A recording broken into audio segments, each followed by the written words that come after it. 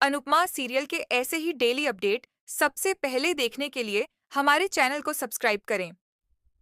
आज के एपिसोड की शुरुआत में राही अनुपमा और प्रार्थना से पूछती है कि क्या सब ठीक है।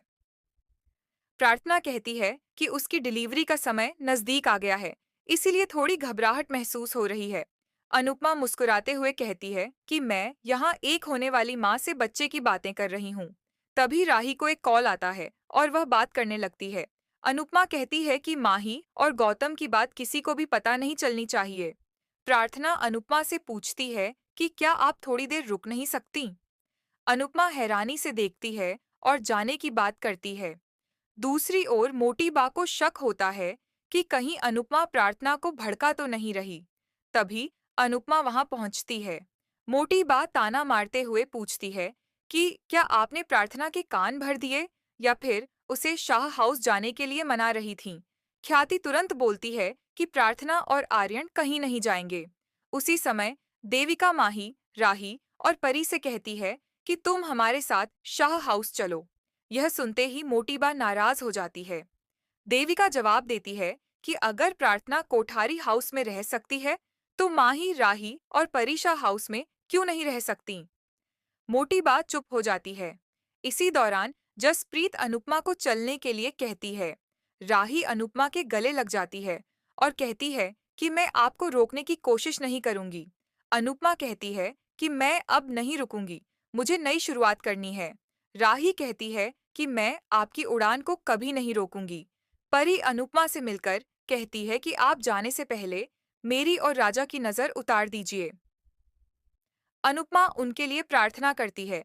ख्याति अनुपमा का धन्यवाद करती है और कहती है कि मैंने ट्रिप पर आपसे बहुत कुछ सीखा है। तभी मोटी बा चेतावनी देती है कि तुम अनुपमा जैसी बनने की कोशिश मत करना, क्योंकि अनुपमा स्वार्थी है। लीला कहती है कि थोड़ा प्रसाद खा लीजिए ताकि कुछ देर चुप रह सकें। देविका को यह सुनकर हंसी आती है। पराग कहता है कि आप बेफिक्र होकर जाइए, मैं आपके पीछे दोनों परिवारों का ध्यान रखूंगा। अनुपमा उसे धन्यवाद देती है, लेकिन मोटी बा का चेहरा उतर जाता है। अंश अनुपमा से मिलता है और कहता है कि उसे कोठारी हाउस में ही रहना होगा। अनुपमा उसे समझाती है कि शांत रहना और समझदारी से काम लेना। माही अनुपमा से कहती है कि आप अपना ध्यान रखें और मेरी चिंता मत करें, क्योंकि यहाँ मेरी फिक्र करने वाले बहुत लोग हैं। अनुपमा बेचैन महसूस करती है। मोटी बा अनुपमा को उपहार देती है और अनुपमा उसे धन्यवाद कहती है।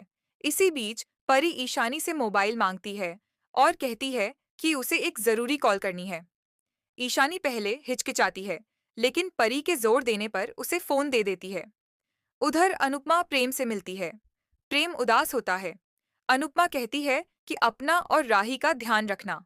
इसके बाद पराग सबके साथ मीटिंग में व्यस्त होता है। प्रेम वहां आता है तो राही उससे पूछती है कि वह कहाँ जा रहा है, लेकिन प्रेम बात टालकर चला जाता है। राही को शक होता है। प्रेम मन ही मन सोचता है कि जो मैंने ठान लिया है वह करने के बाद राही को एक बड़ा सरप्राइज दूंगा। दूसरी तरफ माही गौतम का समर्थन करती है और कहती है कि गौतम जी की मेहनत से ही हमें जर्मनी की डील मिलने वाली है।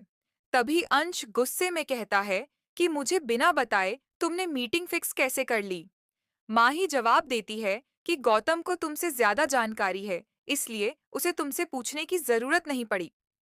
गौतम अंश से माफी मांगता है और कहता है कि आगे से ध्यान रखेगा। पराग अंश से कहता है कि मीटिंग मैंने ही तय करने को कहा था। अंश निराश हो जाता है। इसके बाद प्रार्थना अपना सामान पैक करने लगती है।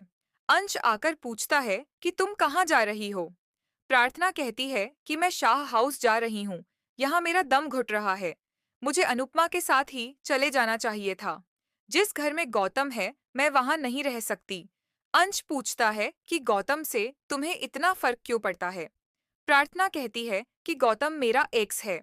अपने एक्स और अपने पति के साथ एक ही घर में रहना किसी भी लड़की के लिए आसान नहीं होता। ऊपर से मुझे डर है कि वह कुछ गलत ना कर दे। लेकिन तुम मुझे समझ ही नहीं रहे। अंश गुस्से में कहता है कि तुम भी मुझे नहीं समझ रही हो। गौतम कंपनी में मेरी जगह लेने की कोशिश कर रहा है। वह पर्सनल लाइफ का बदला प्रोफेशनल लाइफ में ले रहा है और माही भी उसका साथ दे रही है। मैं पापा के भरोसे को नहीं तोड़ना चाहता। प्रार्थना उसे समझाती है कि यह घर और यह कंपनी हमारी नहीं है। तुम इस छलावे में मत फंसो। हम यहाँ से चलते हैं। अंश कहता है कि मैं कहीं नहीं जाऊंगा। पहली बार किसी ने मुझे बेटा मानकर मुझ पर भरोसा किया है। मैं पापा को सही और मोटी बा को गलत साबित करके रहूंगा। प्रार्थना हैरान रह जाती है। दूसरी तरफ सब अपना सामान पैक कर रहे होते हैं। अनुपमा परेशान होती है तो देविका उससे पूछती है कि क्या वहां कुछ हुआ था। अनुपमा कहती है कि इस बारे में बाद में बात करेंगे।